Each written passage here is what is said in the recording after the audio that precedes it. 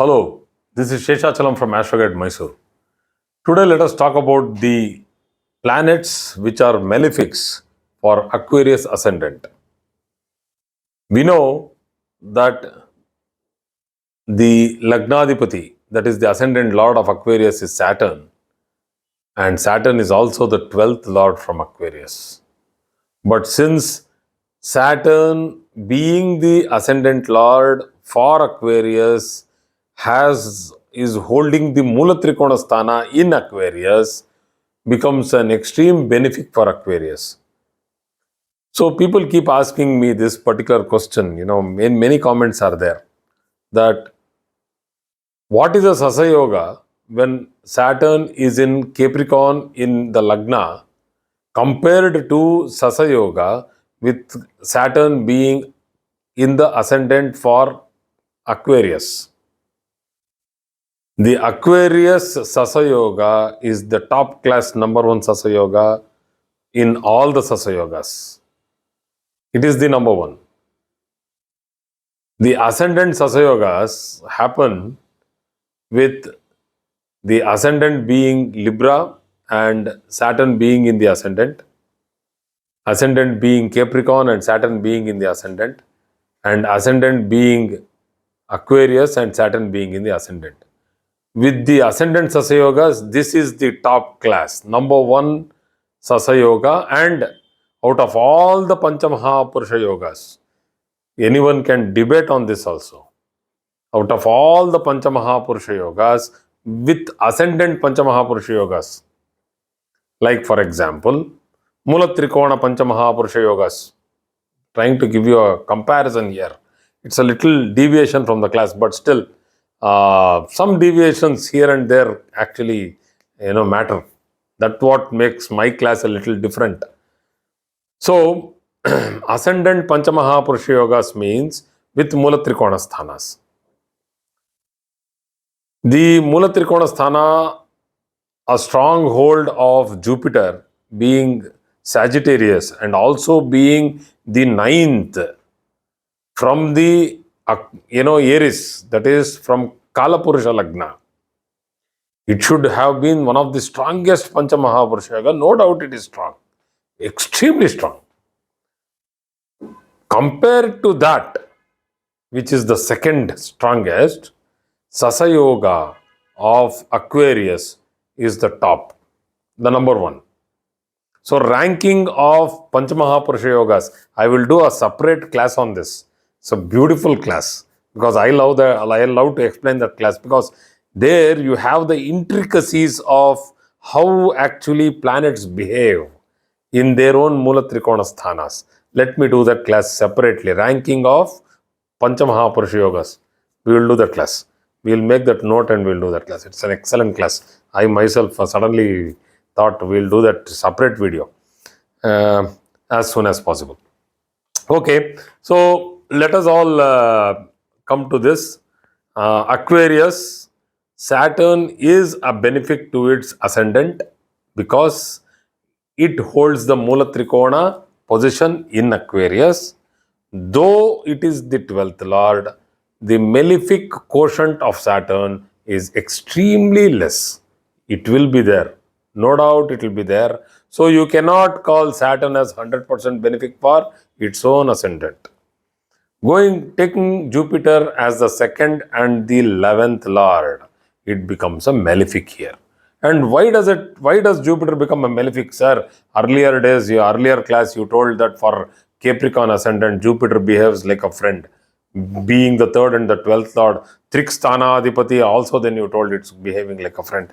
And suddenly the second Lord, being the Lord of wealth, and the Lord of profit, the 11th Lord, you are telling it's a malefic. It's a very important point here. Rogat Rogasthana Adipati, 6th from the 6th. So Jupiter is the 6th from the 6th, that is the 11th Lord, and Marakasthana Adipati. So when a Lord becomes both Rogakaraka and also Marakakaraka, that is a planet which can give you discomfort through diseases, and a planet which can be a reason for death. If the same planet can be both, it can inflict at the same time. Within no time it can do it. So Jupiter becomes a prime malefic for Aquarius. Please, I would like to add that it will give wealth. Yeah. Yes. Yeah, wealthy people don't die or what? It's not like, yeah, correct. What you told is correct. See, Maraka Malefics does not mean that Malefics don't give us money. Malefics don't take us to foreign countries. Malefic don't give us wealth or give us luxury, status and position.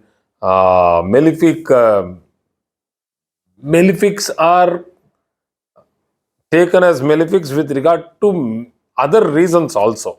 And here I am taking this considering Jupiter as a malefic peculiarly for the reason that it has double hit.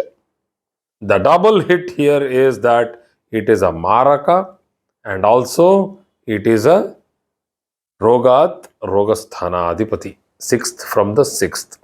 Disease from controller of the house of disease. It controls the house of disease and it will actually command, telling that this is what has to happen.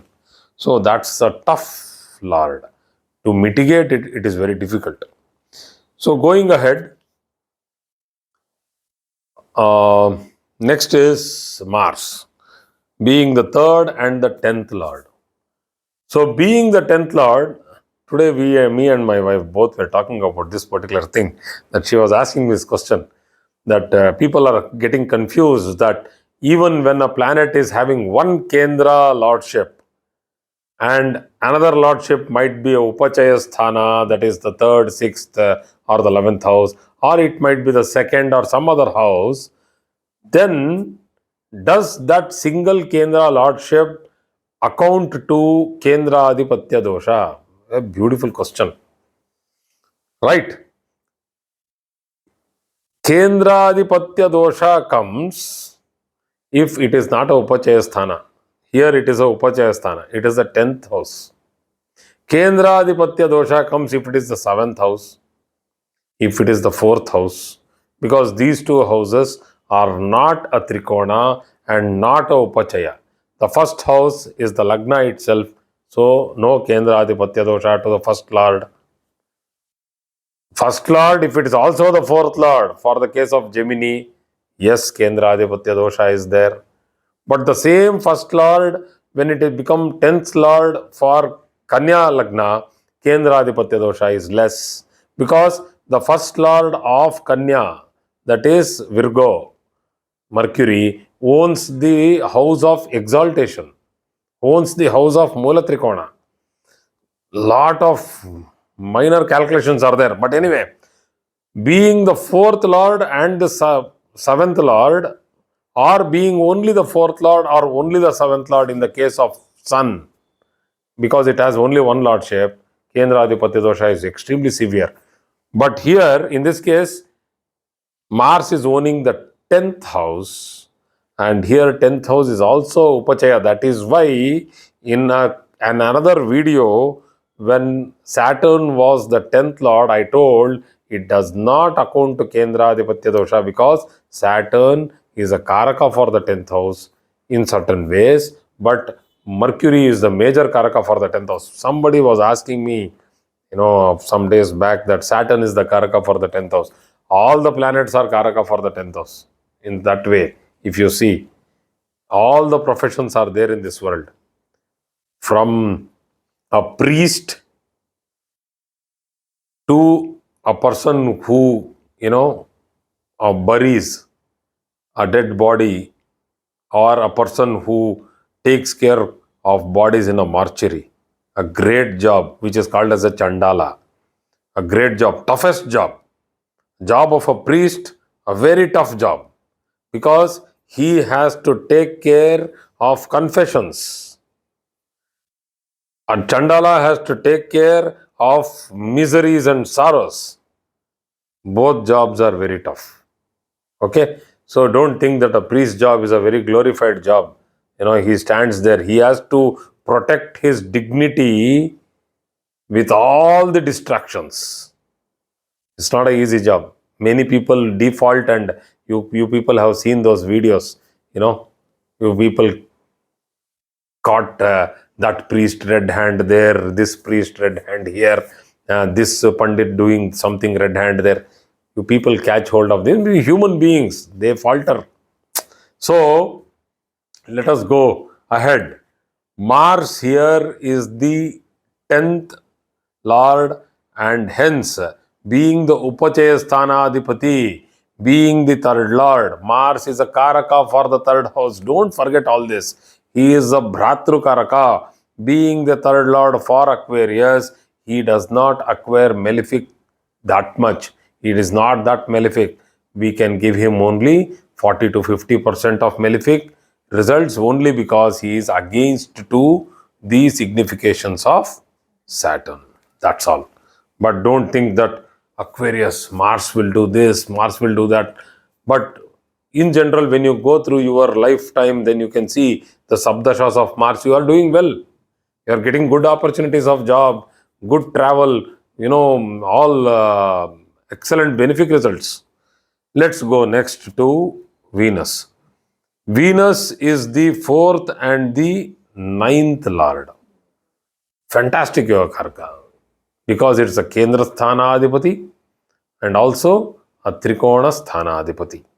And because it is both Kendra and Trikona Lord, it, though being a Bhadaka Adipati, because it is the 9th Lord from a Sthira Rashi Lagna, it will not become a Bhadaka for this Lagna. Though in some cases I have seen it will delay promotions, it will delay childbirth, it will delay marriages.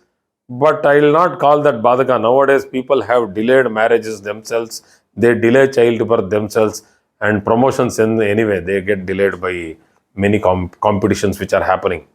So, Venus 100% Yoga Karaka. Mercury being the 5th and the 8th Lord. Particularly the 8th Lord, because the 8th house is the Mula Trikona Sthana and the house of exaltation of Mercury. It becomes a partial benefic only. So that means more than 40 to 45% of Mercury is malefic for this ascendant, and in certain cases, Mercury can become a big hindrance to this chart. Like, for example, being the 5th Lord and the 8th Lord, a certain position of Mercury can spoil the fertility and also create problems in progeny, can spoil the higher education prospects, and the person might go through breaks in between higher education or breaks after finishing his undergraduate and then going for masters. So that can happen because of this Mercury. Positions, you need to see the position. This is position wise, Mercury is either benefic or weak in this chart for ascendant sign of Aquarius. 50% malefic. 50% malefic, yes. So, Moon being the 6th Lord is considered a malefic. Position wise, if Moon is badly posited for this chart, it becomes 100% malefic. I will not call it a prime malefic here, because in some positions, in certain positions, Moon becomes a beautiful benefic. Like, for example, for Aquarius, being exalted in the 4th house, Karaka for the 4th house, Moon. For mother, it's a Karaka. 4th house is for mother. 4th house is for motherland. And if it gets exalted in the 4th house, how can it be a malefic? Though it might be a malefic by making the native too much attached to his mother, or he or she might be listening to his or her mother's voice too much, or their words too much, which might be an hindrance to their family life in the after marriage. These things happen. I keep getting calls like that, but still, if you call it a malefic, I don't call it a malefic. It is the weakness of the native. It is not the weakness of the mother. It is the weakness of the native. Okay. allowing his or her mother to control his or her family life. Okay, so moon certainly is a malefic for this ascendant because of its sixth lordship. And also, think about this, when moon gets debilitated, these people go through a lot of headache. Lot of headache because it is the 10th house. They go through a lot of headache with regard to their job prospects. They go through frequent job changes. They go through depression. And when it mixes along with the ascendant lord and gets into the 10th house, it's a very tough position. Very tough position. So, anyway, we will not go into combinations and positions now. Let us not go into advanced predictive techniques now itself.